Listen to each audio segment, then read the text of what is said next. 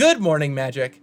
I'm Gavin Verhey from Wizards of the Coast, and today I have on a very special guest to talk about a brand new element that's coming with Kaldheim. And this is an area of Magic that we have never covered here on the show before, and I'm really excited to see what you all think. Welcome to the show, Daniel Holt. Hey there, happy to be here.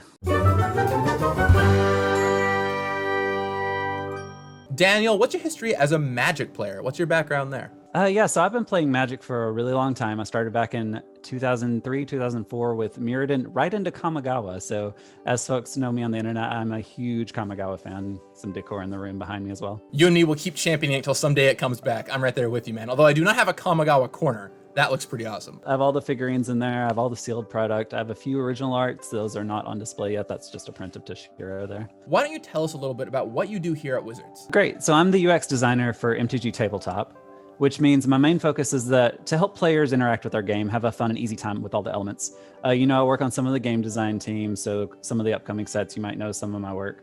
But really, I work with every MTG set lead to make sure all new mechanics are represented well in our game. So usually when I think UX designer, right, I think you're designing software and taking care of the interface and all that. How does that apply to a Magic card? So UX is user experience. That really looks at the experience you have as a user while you're interacting with something. So with Magic, it's to make sure that everything's kind of second nature, that you don't notice the things that you already know, that you do notice the things that are important. So a good example of a good UX is, sagas.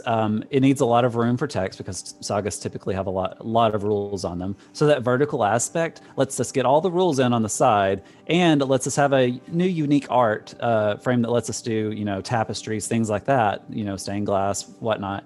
But also it makes a different look than normal cards. When you see a saga, that is clearly a different card than this creature, this other enchantment. One UX I really wish we did sooner was the legendary crown. That's such a distinguishing mark because you don't have to look at the type line. You can just see that crown at the top. This is a legendary creature, artifact, etc. My first technical frame was the Godzilla cards back in Ikoria, funny enough, my last interview as well. That alternate name treatment. We wanted an elegant way to show that this name was in place of a different name from the same set. And in Kaldheim, there's a very specific frame element you were a huge champion of. Yeah, so you may have noticed snow is returning in Kaldheim, and with it, a new frame. All right, Daniel. So snow isn't a new mechanic here. We've seen snow many times before, and it's never really had a new frame. Why did we decide to do a new frame here in Kaldheim? Well, actually, we almost didn't. At the time we were working on Kaldheim, Modern Horizons was pretty new, and it didn't use a snow frame for all the snow elements in there. Several folks in the group thought the idea of a snow frame wouldn't really, affect gameplay, and it would make all of the cards read as either artifact or white, because when you put snow on something, it's just a lot of white. So there was a lot of debate before about whether the snow frame should exist or not, and at one point they were turned down. But then I got my hands on the project, and I felt really strongly that this would really help players see those cards. A lot of folks on the creative team, including Cynthia Shepard, the art director for Kaldheim, were passionate about getting that snow flavor into the frame, not only from the mechanical standpoint, but also from the visuals. So we kept working on it, we presented it again, and ultimately they changed their mind and said, okay, let's move forward. That's really cool. So it really was like a passion project of how much you wanted to do this that brought it to life. And looking at the snowlands now, it's like, wow, I am so glad we did these because they are gorgeous. Daniel, where did the idea for snow-covered frames come from? So at least the spark of snow frame for me came from when I was playtesting. I saw that problem. I had the playtest cards in my hand, and I had to look at every card. I had to look at that type line to make sure it didn't say snow, or that it did if I was trying to build that deck. And we already do this for other super types. Those borders, artifact, land, Nyx frames and Theros with the enchantment fall, things like that. Yeah, I know a lot of the time when we make a new frame, it's really to help communicate something to the audience. For example, the Nyx frames are a great example. When it's in play, you know that it's an enchantment. Or even the Miracle frames, all the way back from Avacyn Restored, tell you, hey, don't put this into your hand, you're going to want to see it. And with snow, knowing what makes snow mana or is a snow permanent can have a lot of mechanical relevance. How long will you work on an individual frame, and how does that process kind of work? So I started working on these frames probably around MH1 releasing to the public. That's why I can compare the not having snow to having snow frames now. And that process takes a few months to get approval through everyone. This one particularly because we had so many different options. We really wanted to make sure we weren't color washing, etc. So the thing I really had to sell was that snow flavor and preserving color identity, all while staying legible. Some designs were a little too obstructive. They washed out the color, made it look white or artifact like we were afraid of. You'll see here I have tons of different layers on the right side, all with different options, varying levels of obstruction. The color intensity really mattered too. You can see some red frames here.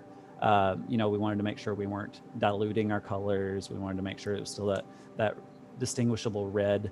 And then the bottom are actually from the Swamp Basic lands. We didn't know what type of texture we wanted to apply to those because most snow cards don't have that mana symbol there, so we got to treat those a little differently. Now, why do we see a Dacker Valkyrie here? So this is actually one of the cards I used to mock up. We didn't have the official art in yet, so I just started looking at other snow creatures and tried to make sure that the snow frame felt natural on already existing cards. Oh, that makes a lot of sense, right? You would put the frame on cards that already exist so you can see the whole picture, right? You can see the artwork in frame, you can see a card that you recognize and how it might look with this new treatment. That's really cool. And it's not the only unusual frame you had the chance to touch in this set. There's one more, right? You want to tell people about the Foretell Frame? Yeah, unlike Snow, we pretty much right away knew we wanted to do Foretell because we wanted players to know that they had this card in their hand that they could play in a different way. We landed on the watermark, but before that we tried other, I'll say more dramatic executions that ultimately didn't work. Since the set didn't have any prominent factions like Ravnica or Terrakir does with our guilds and groups, there was space for the watermark in the text box. All right, so a watermark, I get it. What's up with the Raven? So the Raven is a nod to our character Allrun, which you've already seen in previews. The diamond shape in the center and on the edge of the bird silhouette are a reference to the Light of Starnheim, which was a major aspect of world building in Kaldheim. Very cool, Daniel. Thank you for coming on the show today, and hopefully with some of the cool stuff you're doing in the future, we can have you back to walk through the frames. Any parting thoughts or things you wanted to share before we wrap up the show? No, I think that's it, Gavin. Thanks for having me, and I'd love to come back and talk in the future with more of our frames and icons coming. If people want to message me or see me constantly posting about a very different plane of Kamigawa, they can find me on Twitter at I'm Daniel Holt. Well, hey everyone, I will talk with you again on Wednesday, and if you have any thoughts for Daniel, feel free to either tweet at him or post in the comments down below and let us know what you think about these frames. I'm sure he would love to hear your feedback. Talk with you then, and in the meantime, may your lands be perfectly snow covered. You got this. Why isn't the World Tree legendary is the newest in a very long line of similar questions. For example, I've seen it with the castles in Eldraine, I've seen it with named legendary lands in Zendikar, and when I was a player, I even asked the question myself in original Ravnica with cards like Vitu-Ghazi, the city tree. I think this is a particularly interesting question because we do legendary lands very rarely. The last one we did was Hall of Heliod's Generosity in Modern Horizons, but that was kind of just legendary as a throwback to Volrath's